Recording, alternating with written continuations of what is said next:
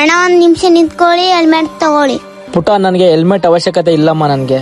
ಅಣ್ಣ ಹೆಲ್ಮೆಟ್ ತಗೊಳ್ಳಿ, ಮುಂದೆ ಟ್ರಾಫಿಕ್ ಪೊಲೀಸ್ ಇದ್ದಾರೆ, ಇಲ್ಕಂದ್ರೆ ನಿಮಗ್ ಫೈನ್ ಹಾಕ್ತಾರ ನೋಡಣ್ಣ. ಏನ್ ಈ ತರ ಸುಳ್ಳು ಹೇಳ್ತಿದೆ? ಇಷ್ಟು ಚಿಕ್ಕ ವಯಸ್ಸಲ್ಲಿ ಮುಂದೆ ಟ್ರಾಫಿಕ್ ಪೊಲೀಸ್ ಇರ್ತಾರ?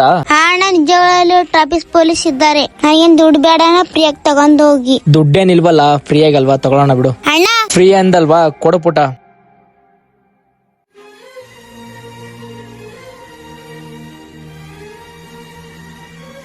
ಆ ಹುಡ್ಗಿ ಹೇಳಿದ್ಲಲ್ಲ ಇಲ್ಲಿ ಟ್ರಾಫಿಕ್ ಪೊಲೀಸರು ಇದಾರೆ ಅಂದ್ಲಲ್ಲ, ಇಲ್ಲಿ ಯಾರು ಇಲ್ವಲ್ಲ ಟ್ರಾಫಿಕ್ ಪೊಲೀಸರು.